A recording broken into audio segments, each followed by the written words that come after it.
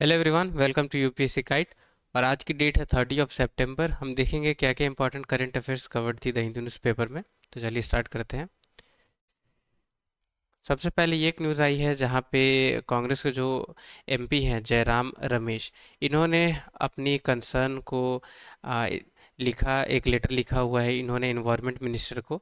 इन्होंने कहा कि जो निकोबार प्रोजेक्ट गवर्नमेंट के द्वारा लाई गई है, ये कहीं ना कहीं इन इकोलॉजिकल और ह्यूमैनिटेरियन डिज़ास्टर को लीड करेगी, क्योंकि नेशनल ग्रीन ट्रिब्यूनल की ऑर्डर के तहत यानी अप्रैल 2023 में एनजीटी के द्वारा ऑर्डर को रिलीज़ किया गया था, जिसमें कहा गया था कि निकोबार अडंबार निकोबार प्रोजेक्ट के अंदर कुछ जो पर्टिकुलर एरिया है वो प्रोहिबिटेड जोन के अंदर आती है, क्योंकि वहाँ पे 65 स्क्वायर किलोमीटर लंबी बायोडाइवर्सिटी रिच फॉरेस्ट है और इसे डिस्ट्रक्ट नहीं किया जा सकता है कोई सी भी प्रोजेक्ट के लिए। तो इसी पे ये पर्टिकुलर आर्टिकल आई थी। हमारे लिए इम्पोर्टेंट है नेशनल ग्रीन ट्रिब्यूनल, उसे हम समझेंगे।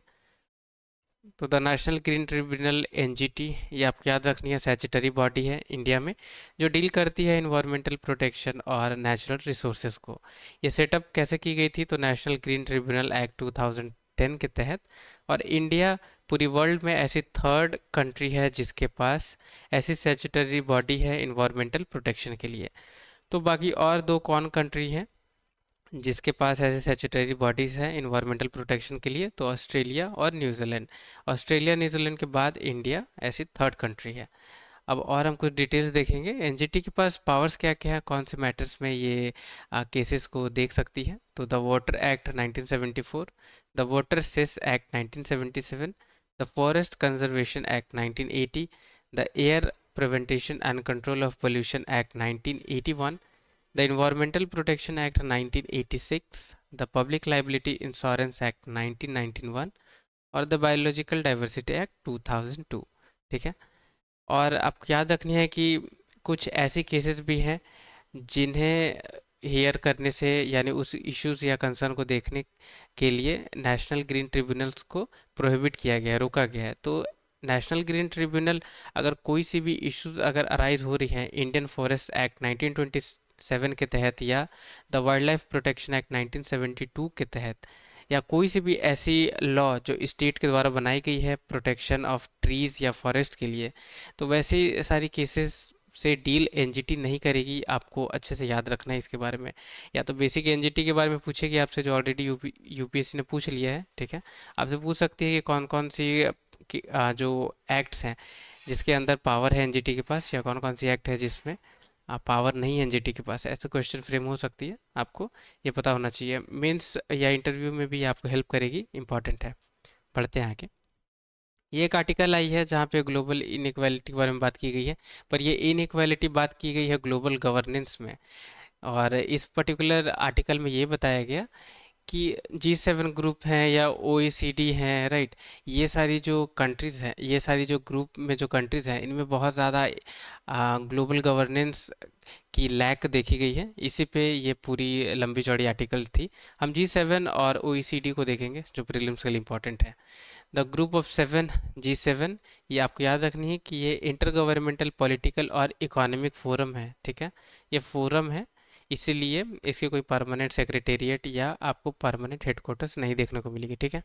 फोरम्स हैं, इसमें कौन सी 7 कंट्रीज़ हैं? तो Canada, France, Germany, Italy, Japan, United kingdom और यूनाइटेड स्टेट्स।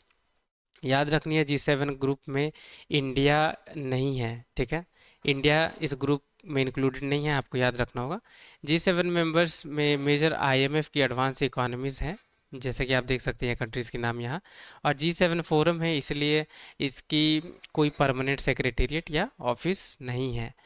ठीक है। G7 ग्रुप टुगेदर मिलके 7% वर्ल्ड की पॉपुलेशन को कवर करती है और 30% ग्लोबल यानी वर्ल्ड की जीडीपी को ये कवर करती है। अब टू स्टेटमेंट वाले क्वेश्चन के लिए ये इंपॉर्टेंट हो सकती है, इसलिए आपको G7 के बारे में पता होना चाहिए। अब ये पर्टिकुलर आप देख सकते हैं मैप। तो ये जो कंट्रीज़ हैं यही सारी G7 के ग्रुप हैं, यहाँ देख सकते हैं। इंडिया, चाइना हो गई या रशिया, ये सब मेंबर्स, ऑस्ट्रेलिया वगैरह मेंबर नहीं है। बढ़ते हैं आगे। अब हम देखेंगे the organisation for economic cooperation and development यानी ओईसीडी के बारे में। तो ये इंटर गवर्नमेंटल ऑर्गेनाइजेशन है, याद रखनी है, जिसमें 38 मेंबर कंट्रीज़ हैं। फाउंड कब की गई थी? तो 1961 में।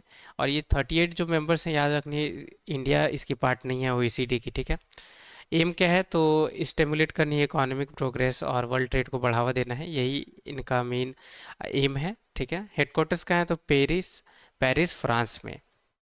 ओईसीडी मेंबर्स जो हैं ये हाईली इंडस्ट्रियलाइज और हाई इनकम इकोनॉमीज हैं इसके अंदर कवर्ड, यानी ये जो 38 कंट्रीज़ हैं ये हाई इनकम वाली इकोनॉमीज हैं और इंडस्ट्रियलाइज ये कंट्रीज़ हैं, और जिनका human development index very high है, ठीक है, बहुत ज़्यादा है।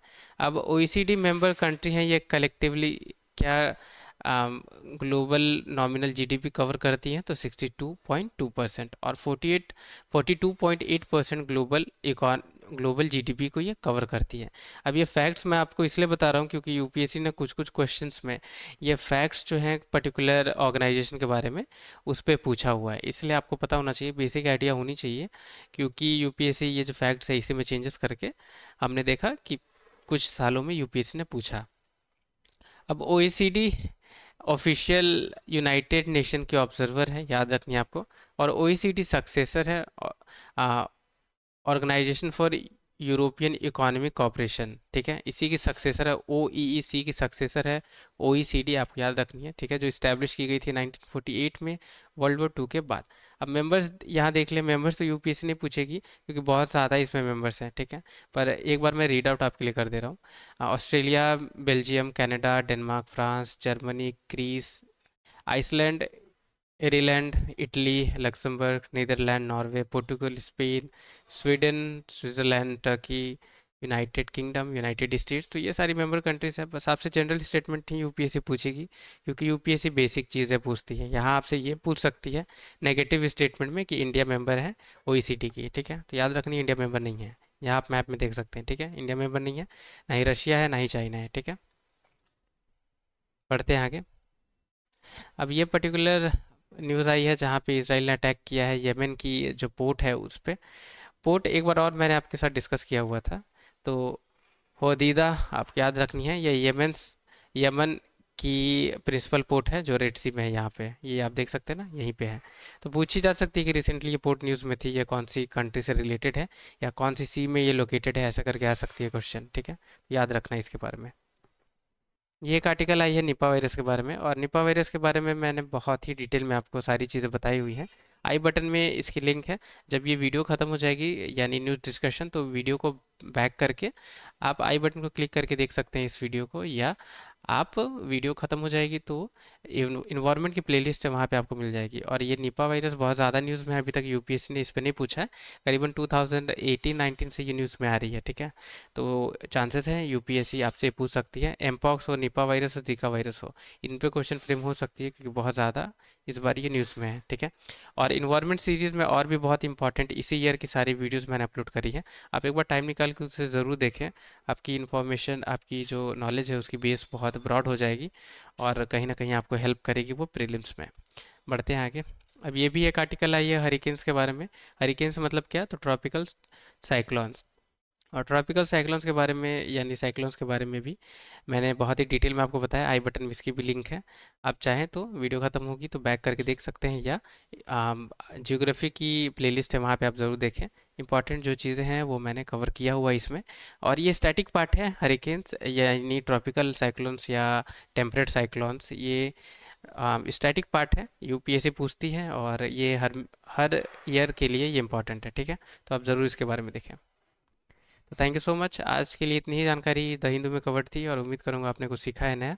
अगर कुछ सीखा है तो लाइक ज़रूर करें, और चैनल पे नए हैं या अभी तक सब्सक्राइब नहीं किया तो चैनल भी ज़रूर सब्सक्राइब करें। टिल द टाइम के लिए take care, have a great day ahead.